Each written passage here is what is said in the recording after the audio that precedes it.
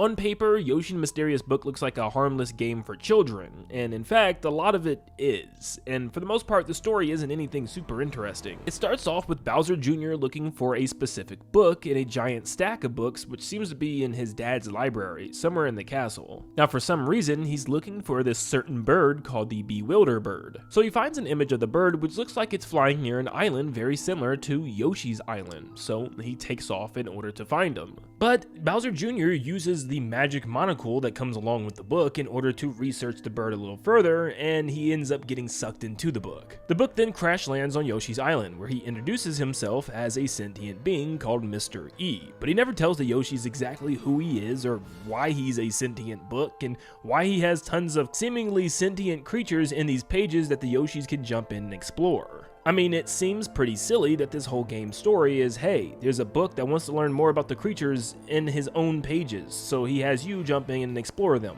That doesn't seem like much of a story. That's because there's more to the story than it seems. We are led to believe that this is just an adventure of us learning about these creatures. And apparently there's not much else to this than the occasional running across Bowser Jr. and Kamek and saving them from time to time. Because this is where the story begins to get a little weird. Bowser Jr. actually runs into Kamek while in the book for the first time. Yeah, this is the first time Bowser Jr. ever has seen Kamek, because he responds by simply saying, "Who are you and what a weirdo," when he first appears in front of Bowser Jr. and Yoshi. So believe it or not, this is one of the first encounters we ever have of Bowser Jr. and Kamek working together, which in itself is pretty significant, but we'll talk about this more in a bit. Once we find the Bewilder Bird and finish the first 6 chapters of the game, we get a crazy lore drop from Mr. E. He just finally decides to tell us who he is. He says his story begins when the moon fell from the sky a long time ago. And when the moon hit, it left everything in ruin, destroying everything and probably killing everything, which is pretty insane. He talks about how a professor had a foresight to predict this, so he created this otherworldly compendium, being Mr. E, in order to conserve all the creatures of the world.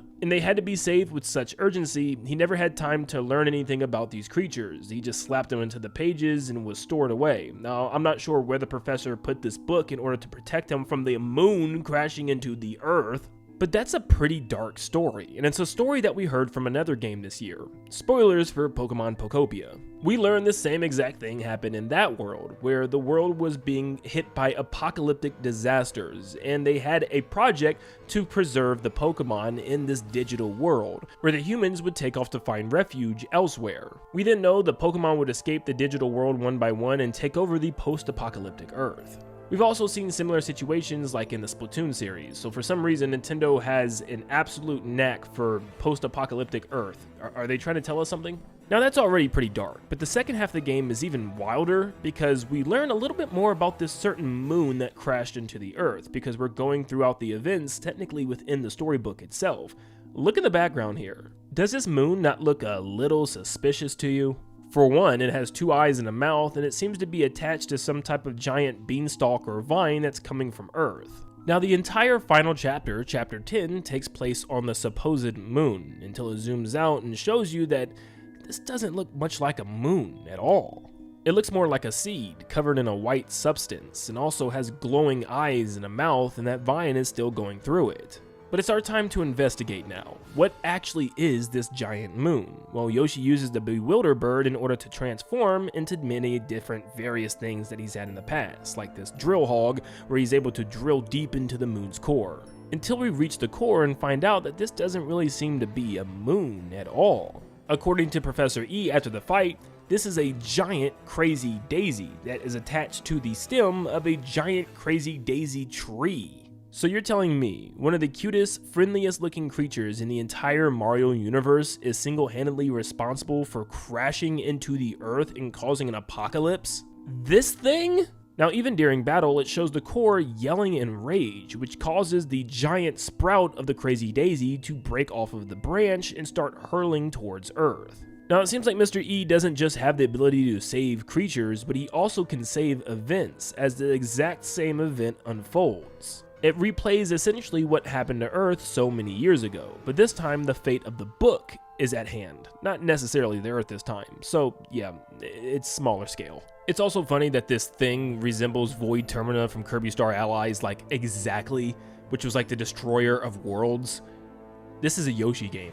Now, one of the only descriptions we have of this thing is apparently the core is able to consume and devour the essence of other creatures. That's why it's able to change form and manipulate reality on the spot. So it seems like this core is actually a sentient and evil creature with evil intent in mind, and very well could have purposely wanted to crash itself into the earth in order to copy the essence of all the creatures it possibly kills. This is pretty daggone dark for a Yoshi game, that there was an apocalyptic event that happened all because of a crazy daisy. But thanks to Yoshi and the baby Bewilderbird, he's able to stop the core from succeeding, at least this time in the book's retelling. Which means all the creatures inside of Mr. E are now completely and entirely safe. But after completing the game's bonus pages, we get more information about this creature. It's listed as the tallest of trees, where it's pretty much just a giant crazy daisy seed at the top of a tree.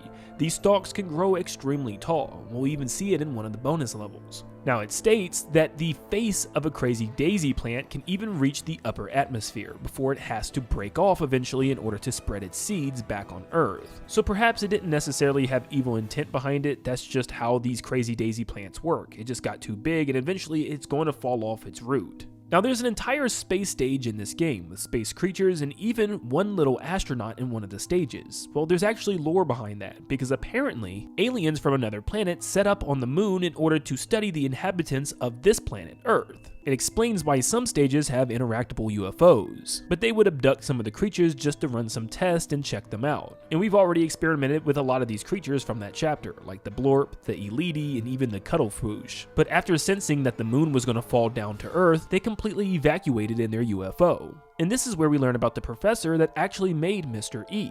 It says among the otherworldly visitors was a professor who specializes in mysterious creatures. His heart broke for the beastly beings below, knowing they would meet a terrible fate once the moon fell. He became determined to save them. Knowing the moon could fall at any moment, the professor worked tirelessly to preserve as many of the mysterious creatures as he could. He toiled on the surface to the very last moment, and it states that once the moon fell, he could not be found. Now in fact, we actually get to see this professor. In that last chapter on the moon, well, the supposed moon, you get to use one of the UFOs in order to float around. And up there, you'll notice there's an astronaut in a spaceship flying around as well. You can actually abduct him and push his space shuttle into the UFO where he'll fall out, and you can use him in order to open certain gates in the level. So perhaps when he went back to save the creatures with the mysterious book, he was at a time to escape himself. He kind of sacrificed himself, which also trapped him in the book this whole time as a creature. Now, I'm sure he can leave now if he wants, thanks to the magnifying glass, the way Bowser Jr., Kamek, and Yoshi does all the time, so he's not necessarily trapped, but he has been in the book for a very long time, probably with Kamek as well. We can also once again see that island that's very reminiscent of Yoshi's island in the book, and the giant seed crashing down into it. So perhaps Yoshi's island once existed a long time ago with all these creatures,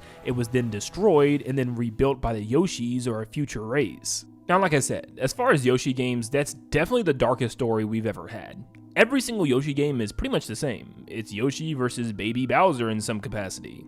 And this is where things take another weird turn. Remember when we said at the very beginning of this game, we find out that Bowser Jr. doesn't even know who Kamek is in this game. Well, when Bowser Jr. and Kamek escape the book, they head back to Bowser's castle in order to tell Bowser Jr.'s dad about everything that happened. And upon seeing Bowser, Kamek is in complete shock. Kamek then begins to start crying and states, "Lord Bowser, how long have I been gone?" So this game's story is implying that Kamek and Bowser Jr. never met. This whole time he thought he was working with baby Bowser like he normally does. He must have been stuck in that book for a very long time. This is actually kind of sad. Bowser and Bowser Jr. laugh about it, but Kamek is very much saddened by it. He can't believe that the baby Bowser that he worked to protect all these years is now a grown man and also has a son of his own, which is a pretty dark and weird twist for this game. So that instantly raises questions on the timeline of this game. With this being one of the first times Kamek has ever met adult Bowser, we could be looking at a gap where Kamek got stuck in the original Yoshi's Island and didn't get released until around the time of Super Mario Galaxy.